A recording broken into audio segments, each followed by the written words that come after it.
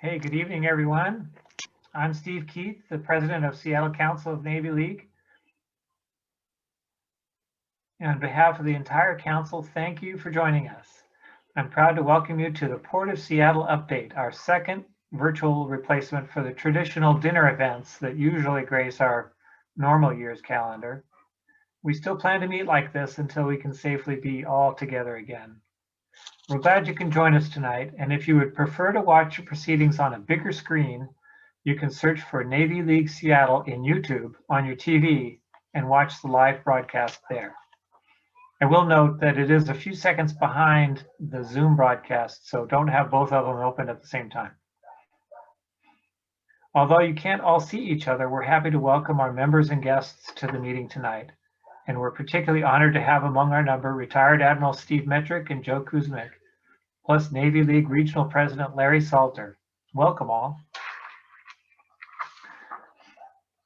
As you may know, the Navy League of the United States was founded in 1902 with the encouragement of President Theodore Roosevelt and with the specific charter to advocate for and support the sea services. It is in that spirit that we're here today. We open tonight's program with the national anthem, recorded from previous presentations by our Blue Angel Squadron of the Sea Cadets.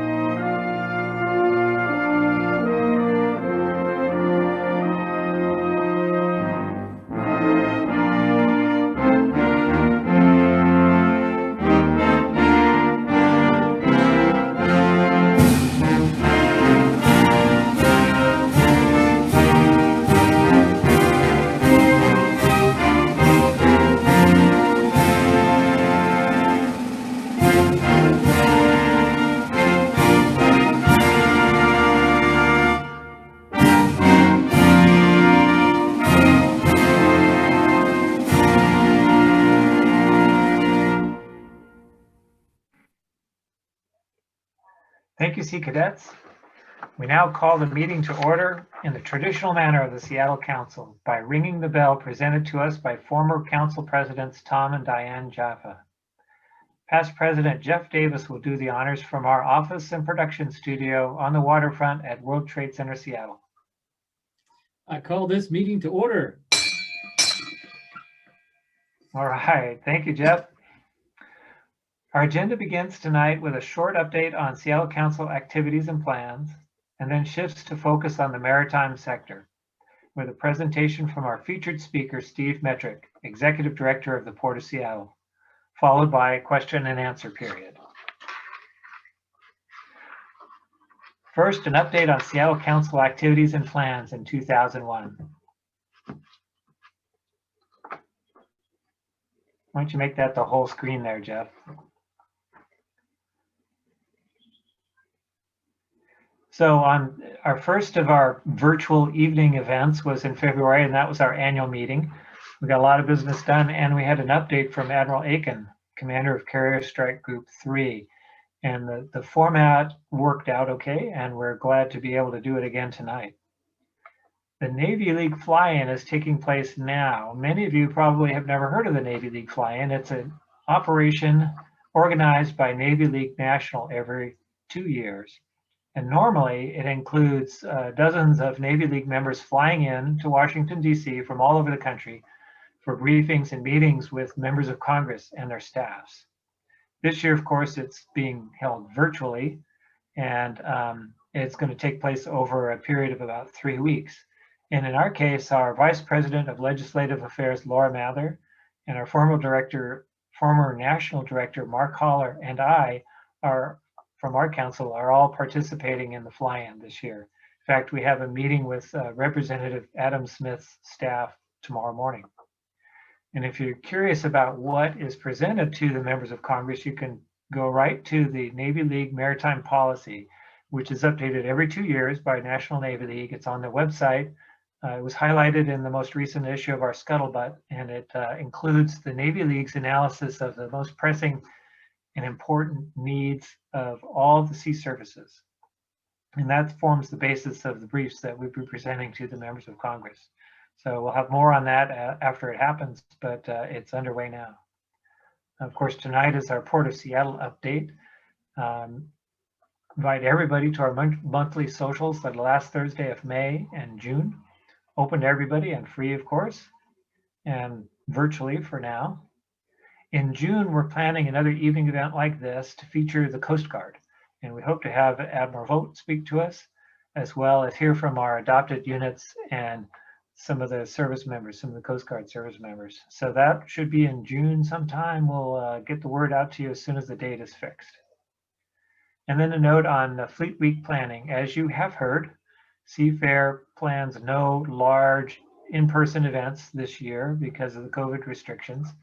And the Navy this week has also confirmed there will be no ship visits to Seattle this summer. And so Fleet Week will be a virtual affair this year, as it was last year.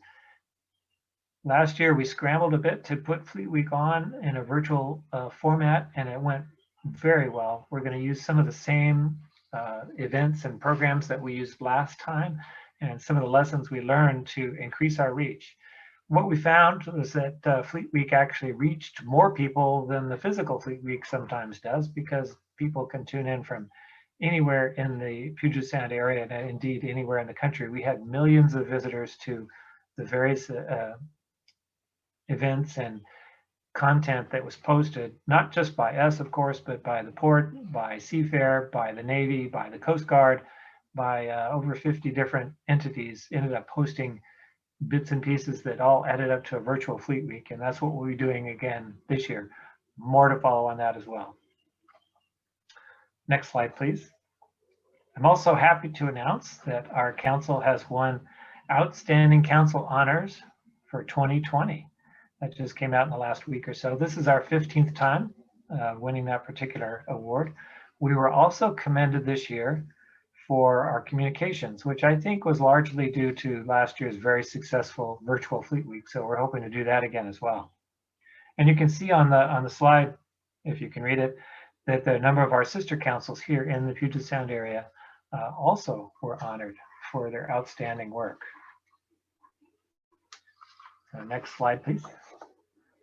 So shifting to the headline portion of our program, let me set the stage for why we are so fortunate to have Steve Metrick here with us this evening, with a couple of slides that we've adapted from our brief to Representative Jayapal that we gave last year. Next slide. First of all, America is a maritime nation, not necessarily obvious to all Americans, which is one of the reasons that Navy League's work is so important. But if you look at the map of the world, it's pretty clear that we live on a big island with a couple of our good friends as our neighbors, and that's about it. That means that our nation's first line of defense is on the ocean, enabled and ensured by the forward presence of our sea services, which is why they are so important to us. But not only our defense, but our economy depends on the ocean. Most overseas trade goes by sea. And as we've seen during the last year, disruptions in overseas trade have a big impact on our economy. So our security and our economy both depend on the ocean, and in particular, sea lift and the maritime infrastructure that support both the sea services and our economy. Next slide.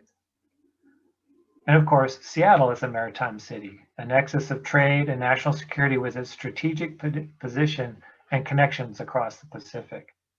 As Steve will no doubt talk about in his presentation, billions of dollars pass through the ports annually in this region, and we are the fourth largest container gateway in the country. And not only economically are we important, but this is the third largest fleet concentration area. In the chart there, you can see the major Navy and Coast Guard installations that we find around Puget Sound. Next slide, please. So in order to accomplish our mission, our Navy League mission of advocacy and support, we must keep ourselves informed about the maritime infrastructure that supports our sea services and our economy. For that reason, it is always a pleasure for us to hear directly from our local maritime leaders on the current state of play. We have representatives of several maritime institutions here in Seattle in attendance tonight, who I will ask to briefly introduce themselves and their organizations. First, we have Dale Bateman, Associate Dean, Seattle Maritime Academy, Seattle Central College, to say hello. Good evening, everyone. My pleasure to be here with you this evening.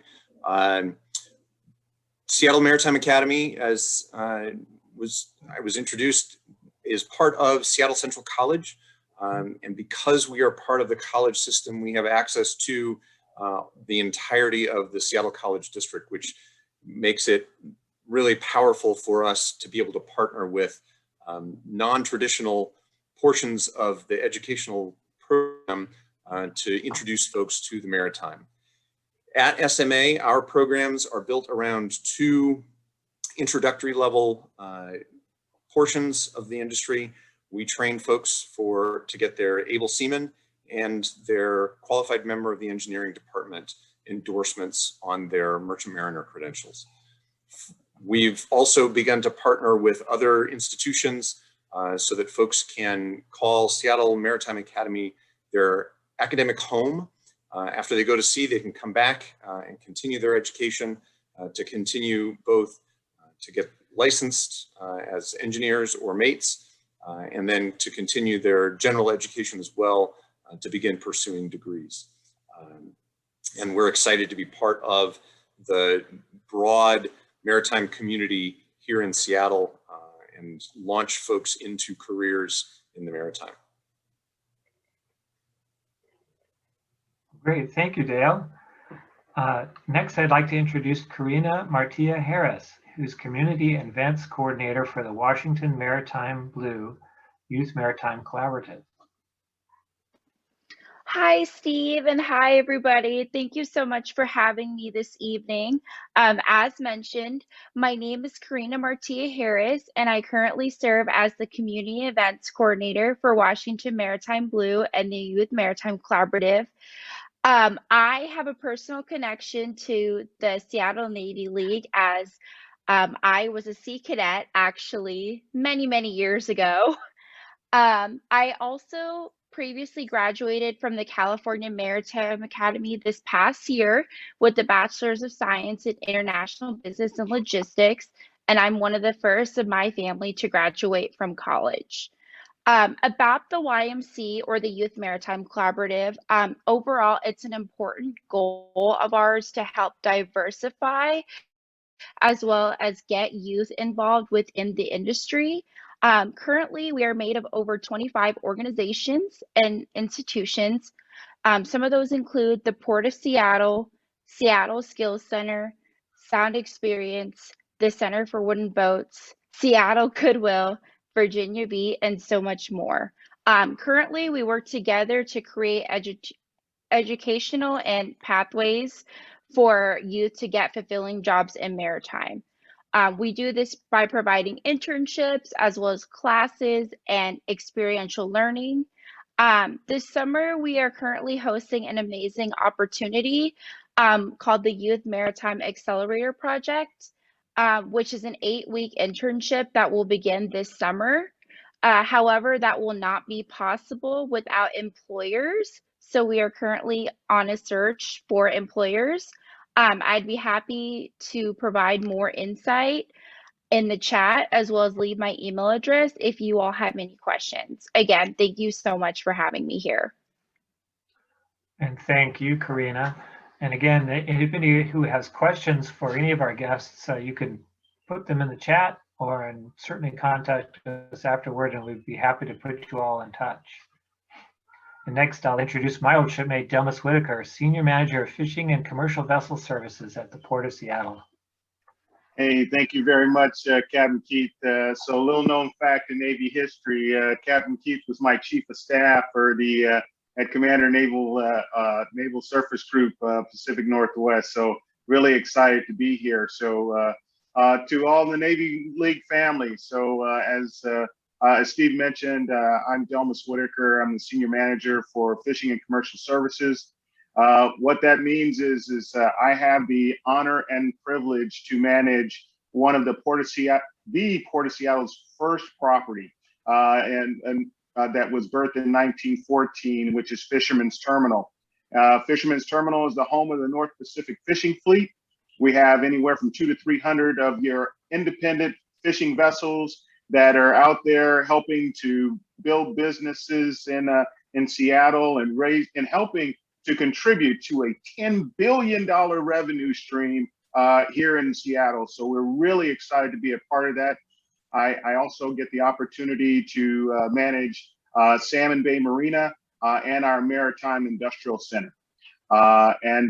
Lastly, I am really thrilled about the partnership that you have with Seattle Seafair.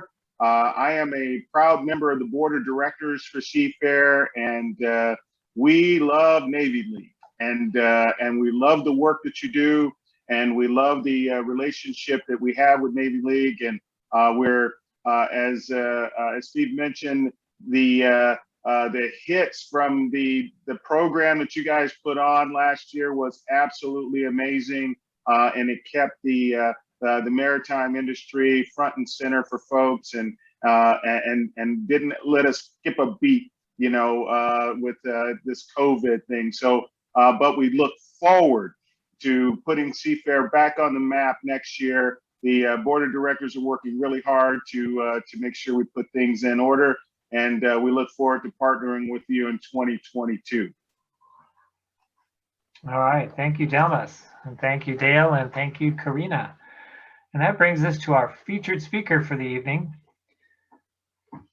Steve Metrick came to the Port of Seattle following a 34-year career with the U.S. Coast Guard, retiring as a Rear Admiral with experience across a diverse range of operations and executive level assignments on both coasts, the Great Lakes and the Gulf of Mexico. As the Chief Financial Officer for the Coast Guard, he was responsible for financial management and execution of the service's $10 billion annual appropriation. As commander of the 5th Coast Guard District, he had overall responsibility for the full range of Coast Guard operations from central New Jersey to North Carolina. Steve holds a bachelor's degree in ocean engineering from the U.S. Coast Guard Academy and a master's degree in public administration from the Harvard University John F. Kennedy School of Government. And he completed several fellowships and special assignments while serving in the Coast Guard. We're very happy to have him tonight, and thank you for joining us, Steve. Thanks, Steve. It's great to join you this evening. It's really, I love that lead in from Dale and Karina from Seattle Maritime Academy and the Maritime Youth Collaborative, and I'll touching on things related to that a little bit farther along in the presentation. And great to have Delmas with that connection to you, Steve. And that's he's as with most veterans, it's great to have Delmas with us at the port, and he's doing great things for the port. So a fantastic lead into this. So thanks for the opportunity. I look forward to the time when we can all get together again in person. You went through the virtual events. I think it's all impacted us for 2020, and now as we're into 21, still impacting us. But I think all of us are looking forward to the day, which I think we can see on the horizon. I'll talk a little bit about that.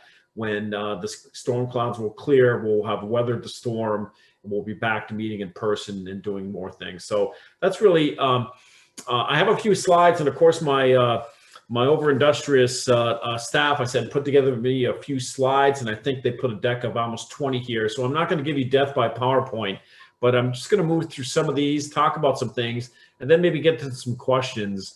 That's really where we want to go and have a conversation going forward. So again, great to be here. And I want to thank the Navy League for, during my time in the service, when I was here from 2005 to 2008, all the great support that the Navy League showed for the Coast Guard and all the sea services during our time here, and especially during those times in Fleet Week and really the Jaffas and all that they did back in those days, and still is bright in my memory. So if I can move on to the next slide, please. Jeff, and I think you're running these, right, Jeff? So thanks for doing that. So I just want to talk about, give you a little more background on the port. We already heard from Steve how important the maritime industry is here, but I'll talk a little bit about the overall port. And it's kind of one of the things is that we talk about the sea services there, but of course the Navy and the Coast Guard and the Marine Corps all have aviation as part of that. So I'm going to touch on some things related to aviation as well here, and the port has grown in those missions as well. I'll talk about how we went through the COVID, the impacts from COVID, and then where we're on the footing going forward as we head into 21 and then beyond, and its effects on both the maritime, all the operations at the port. Next slide, please. This goes back, the port over 100 years old, and within Washington State, the whole history of the ports is that there was a lot of private development that was taking away the public benefits of ports, and establishing the public ports throughout the state of Washington was really a key thing because of the key role that the ports play in everyone's lives. Next slide, please.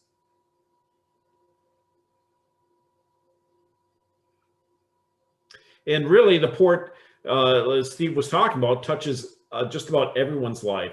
If you buy seafood, if you buy anything that was manufactured overseas and imported, if you travel either on a cruise vessel or on aviation, if you travel anywhere in the region, the live touches everyone's lives in the region here and practically within the whole state to do that. We impact everybody's lives. One of the stories I like to tell is that we did some interviews with people on the east side. I think it was somebody in Kirkland said, I don't get anything from the port. I buy everything at Costco. So, as you know, it's a little ironic there, thinking that Costco had no connection to the port and that imports have no connection to the port. So the port touches everyone's lives. Next slide, please. And as we're talking about, we're also a huge part of the economy. We do that through three different ways. We operate our gateways, which in maritime trade brings in $16.3 billion in total economic activity. The airport brings in $22.5 billion in total economic activity. We generate jobs by ourselves. All port-related activities generate over 120,000 jobs, good paying jobs, I think is the point that we like to point out too, better paying than the average jobs within the state. And then also, we are continually one of the biggest the builders of capital within the state as well. And that employs a lot of people and builds the infrastructure necessary for the future. And for this next period, we have next 5-year period, $3.7 billion in capital assets planned to move forward. Next slide, please. And so really for us, it was COVID. It was unlike anything the organization has ever experienced. Next slide. And really we were weathering the storm throughout 2020. It impacted all of our lines of business. If you were thinking about traveling in 2020, you probably didn't. Travel at the airport is down 61%, where you used to have 60,000 travelers per day going through a checkpoint in the busiest days of the summer. It dropped down to about 2,300 during that time period. And the Seaport Alliance that we saw, the Seaport Alliance is the joint collaboration between the ports of Seattle and Tacoma on cargo and sharing both investments and revenues from cargo related activity. That was down by 12%. And I'll talk a little bit more about the Seaport Alliance going forward to do that. But that was down 12%. And as cruise, as you know, the cruise season in 2020 was canceled. And that brought to the port 1.2 million customers in the cruise industry, over 200 port calls a year, with over $900 million in impact to the local economy. And that was a 0% on that. So those port calls. And now for 2021, next slide, please. And now let me just talk about cruise, and then we'll talk more about cruise in the future for what that holds as we head into 2021. We took a lot of steps to make sure that we protected the maritime workforce We set up testing locations. We assisted where we could on the testing of fishing crews to assist with that, and really took out all the measures to try to keep all of our workers safe during this time period. Next slide, please. And if you traveled through the airport, you saw the multi-level approach to safety and health there, which included a lot of the measures you see here, and which are still in place today. But I think one of the things, if a lot of people have questions about, as we put those measures in place at the airport, we are one of the most dense airports for our size. We were the number 8 largest airport and growing in the nation, and just everybody's in a much tighter footprint in order to do this. And it's something we have to work really hard with our stakeholders, including the TSA, the Transportation Security Agency administration, on making sure, on making sure that the travelers are safe, and as we process them through those points. So next slide, please. But for us, as we're taking the footing, as we're moving forward, we want to make sure that that we're on strong footing, because a lot of things that we took in 2020 had to do with reducing and adjusting to those financial downturn that we had, which we did through a lot of budgeting issues. We had to make sure that we are on sound financial footing, how to adjust for that loss in revenue from cruise, which was 26 million, and how to make sure that we helped out those businesses, those maritime related businesses, our tenants, through a number of measures, including rent deferrals going forward. So that puts us on firm footing heading into 2021. So next slide, please. And as you can see here, this is what I was talking about before, the weekly passengers that travel through SeaTac International Airport. You can see here the 2020 numbers that dropped to almost off the charts with where we are growing back. Travelers are returning, and we expect there's a lot of pent-up demand for travel coming up. And with the deployment of the vaccines and the safety measures still in place, we're going to see those numbers continue to climb as we continue through 2021. So next slide, please. And also you can see here, cargo is also picking up. You may have seen some reports of cargo being impacted with delays down in Southern California in the port of Los Angeles, Long Beach. And some of that cargo is diverting, more lines coming up here. But the main competitor for the Seaport Alliance is the ports of Vancouver and Prince Rupert. And we're continuing to work. The Seaport Alliance, headed by our CEO there, John Wolf, is continuing to work on trying to bring more business in the related jobs with that comes with cargo. But it is picking up. Next slide, please. And then we have got a lot of developments coming up in 2021 as well. We've continued those capital investments, so we continued work. We worked really hard to keep workers on the site safe, and that work continued through 2021. So really, you're going to see some of these big developments. If you travel out at SeaTac, you see that we're almost completed our international arrivals facility, which will be a new 45,000 square foot space for the arrival of international passengers, which will be a major milestone for us in creating a state-of-the-art facility when that opens later this year. We're also working on the North Satellite modernization. And anybody who's been out there and traveled through there knows that's the level of service that we're trying to create throughout the entire airport out there as well. We're also nearing completion of phase 1 of the Terminal 5 modernization, making Terminal 5 ready for the biggest of the container vessels. And we're actually in the next few months, we expect to see the arrival of the new cranes for Terminal 5, which will be a major milestone for us going forward. And Terminal 5 will be, once completed with the modernization, will be the most capable facility with on-dock rail here in the West Coast. And knowing that with our naturally deep ports and here in the Pacific Northwest, it really sets us up for success going into the future. And the cornerstone of that is going to be our Terminal 5 when it's completed and the modernization is completed. Next slide, please. And there's continuing expansion at the airport. And again, during COVID, there was an opportunity to move forward on some of these projects. And here's just some of the ones that I know a lot of people will be interested in, including redeveloping the front end of where the Alaska ticketing is there, the satellite renovation, which is state of the art if you think of the late 1960s, but really we'll be taking that when that is completed, that will take us into the state-of-the-art facility, and then actually expanding our Concourse C as well, providing more amenities for travelers as well. So next slide, please. Upcoming maritime projects, which included,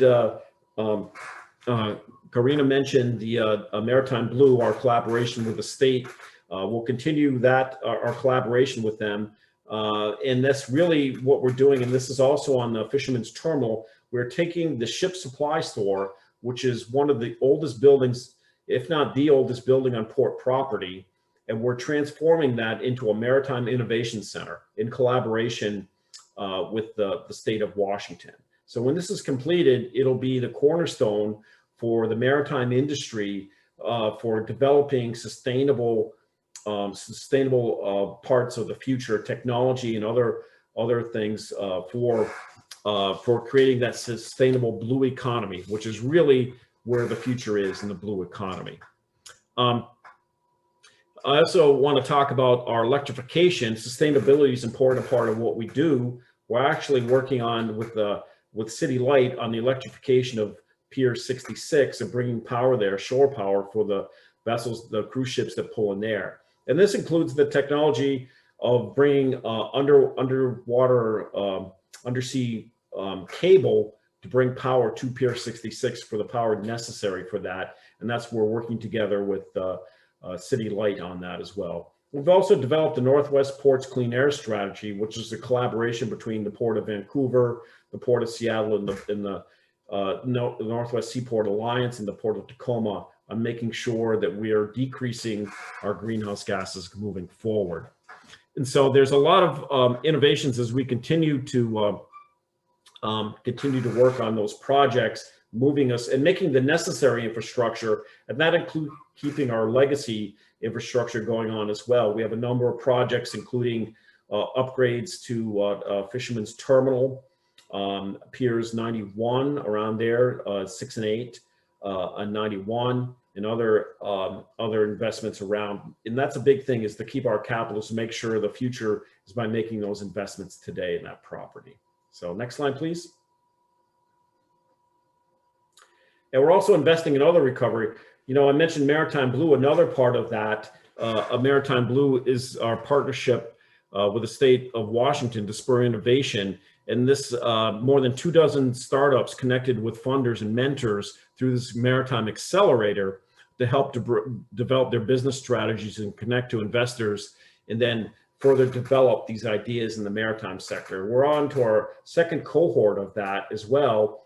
And we're also doing one with women and minority-owned businesses as well, doing an accelerator for them as well.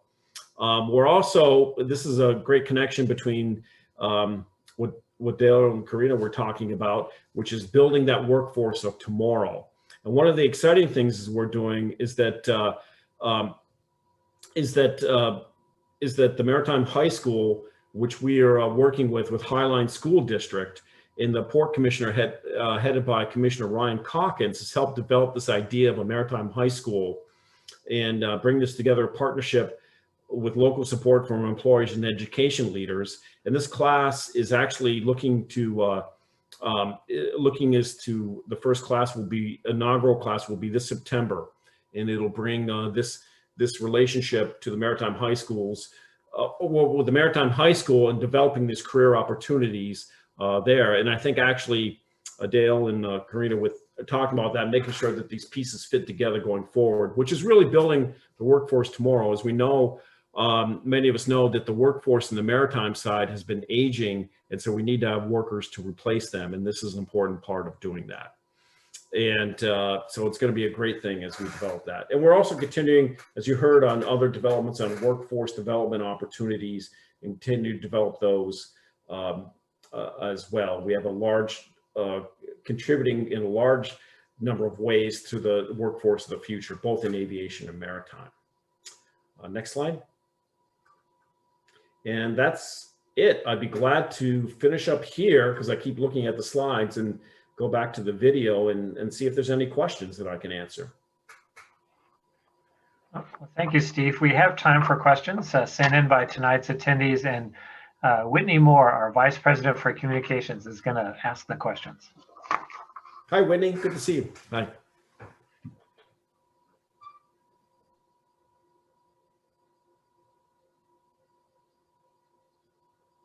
Oh, you're muted, I think, Whitney. Okay, I'm here. Can you hear me? Good. Good to see you, Steve. Hi. All of this evening's questions are complex math problems, so I hope that you have a pencil and paper in front of you. Great. Okay, I'm kidding. Number one is, how have the shifts in world trade during the pandemic affected container and bulk cargo traffic through the Port of Seattle? Yeah, I can talk. Let me talk first about what are our lines, which is a grain. Our grain industry has actually, the demand went up during the pandemic, so that's gone up. Early on, if you look at the, there was impacts to cargo early on, which was China. As you remember, the virus was there for us before it came here. So actually that depressed, they weren't producing a lot of goods. So the goods weren't being produced. And then as we went through the pandemic and China went back to work, it was producing more there. So, but right now, there is a number, as I was talking about, the delay of shipments coming through California, that's looking for new homes, but there are limits to those.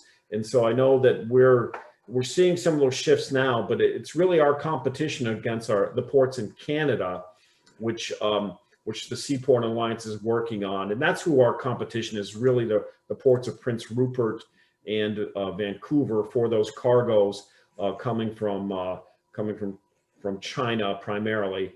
And of course, we know that the trade relations at a certain point didn't help last year as well. So some of those things have gotten better. But I think the big thing is a lot of people don't know is that the state subsidized rail in Canada has given them a benefit, the rail or the cargoes moving through Canada, an advantage on that. So that's something that we have to do it through better service here in productivity. And I know that's something that the Seaport Alliance is working on. Mm-hmm. I believe that the Northwest Seaport Alliance and the West Seattle Chamber of Commerce have an event coming up on the 11th to talk about Terminal 5 modernization project. Yes. So kind of piggybacking on that earlier question, do you see the Terminal 5 modernization project as helping us to be more competitive with the Western? Yeah, Canadian? Absolutely. It becomes because we'll be able to accommodate the largest container ships that there are, up to 18,000 TEUs.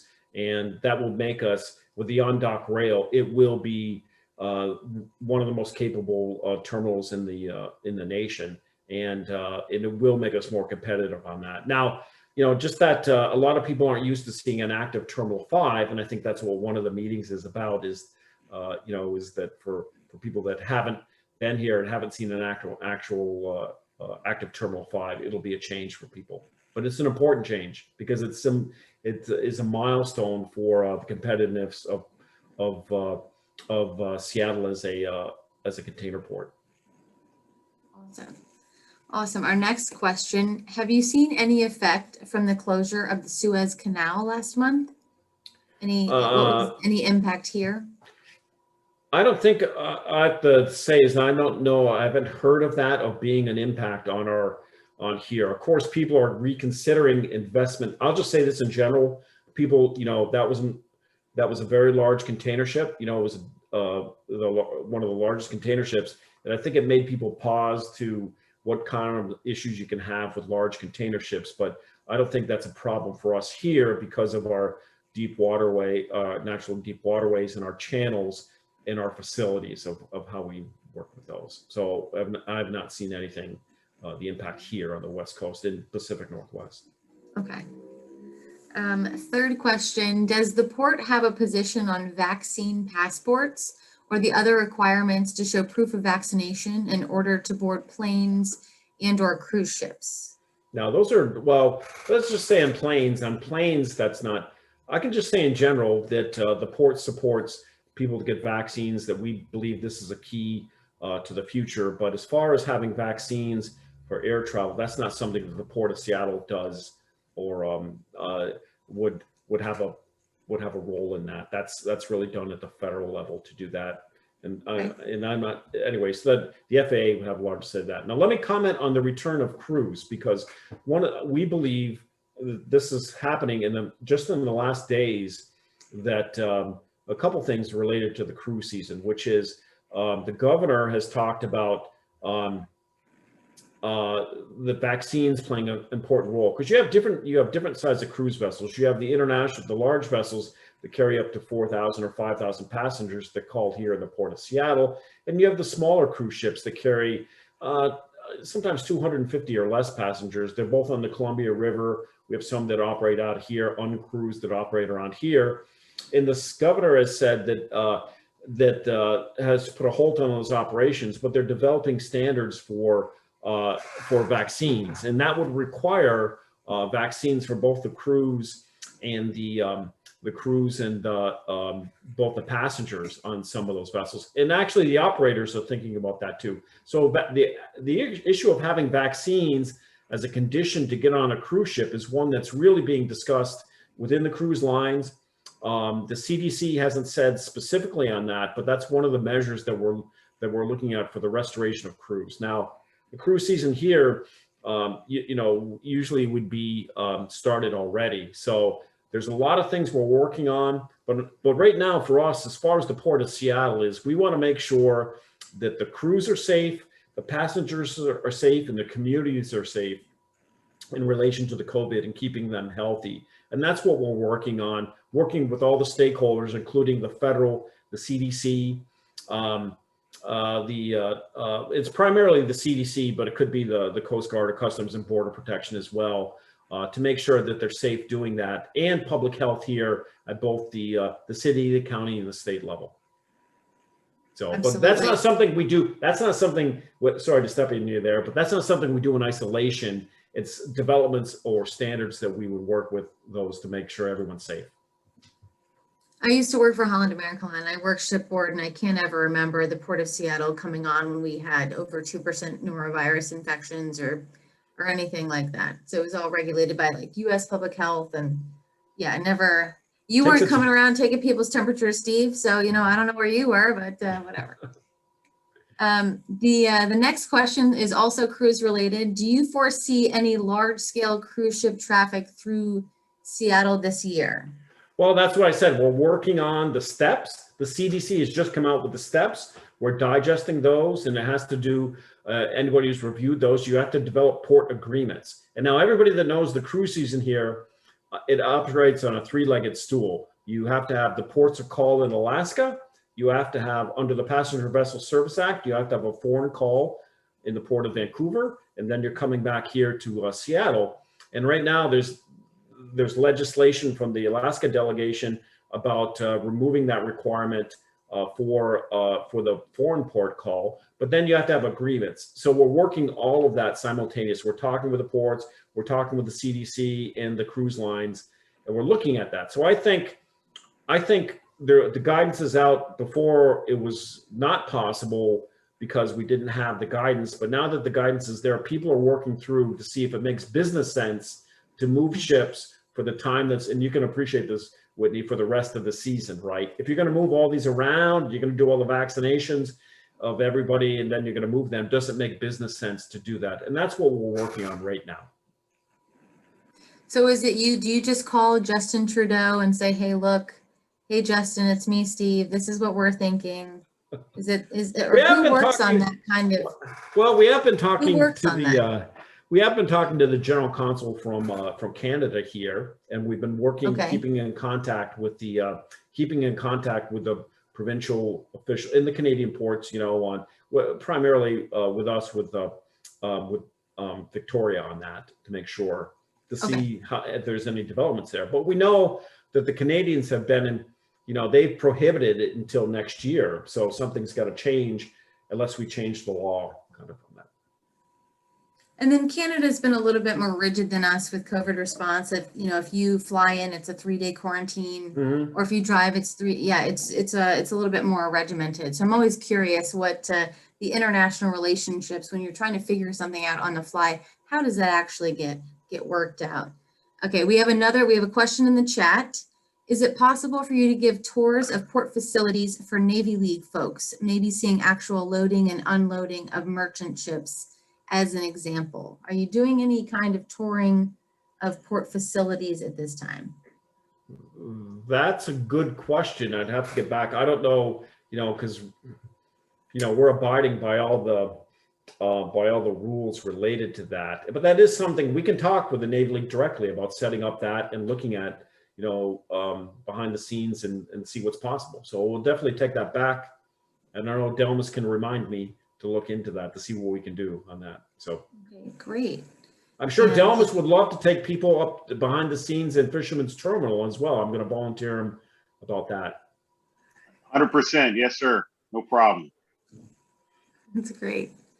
Awesome. And we have another question in the chat. What you said earlier, electrification of Pier 66, what does that mean exactly? Is that for shore power for ships? Yeah. Or is it a green energy initiative, or what exactly? Well, it's both. Well, what it means is that, we're working on both electrification of the waterfront.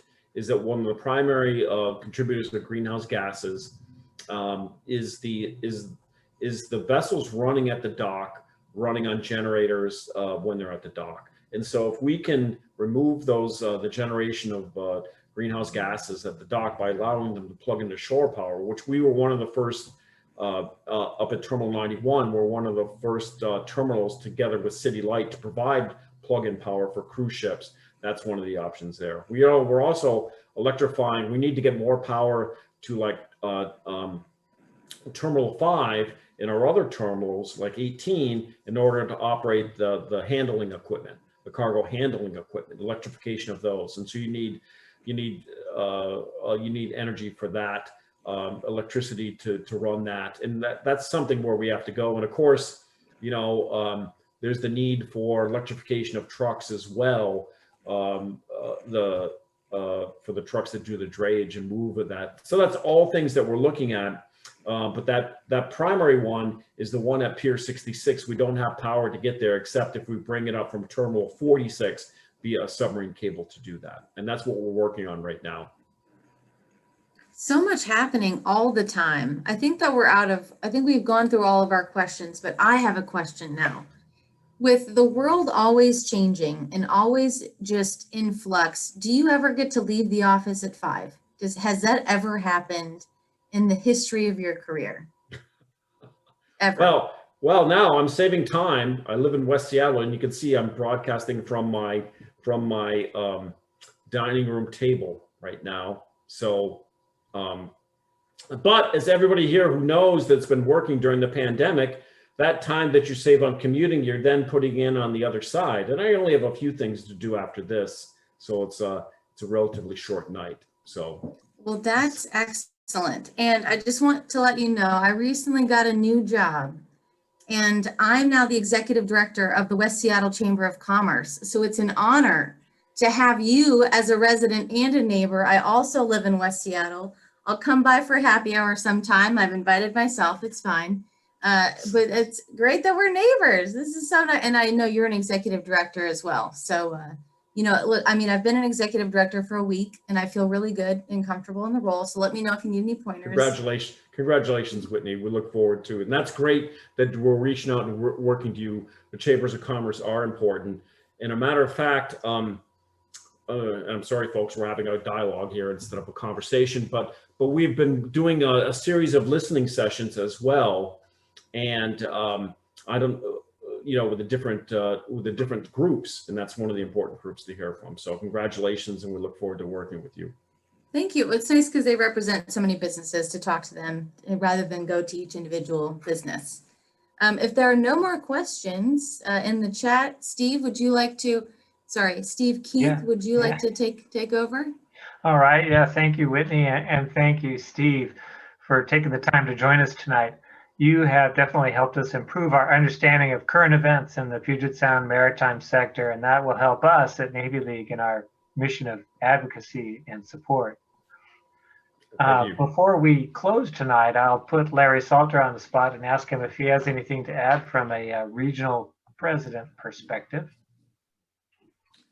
I actually had a question for Steve before I leave and then I'll make my comments. But on the news the other night, they mentioned that gas prices were going up because of lack of truck drivers, and that they are having a hard time getting gas to gas stations. Are you seeing anything that, container backups in the port because they don't have enough truck drivers to get them out of there?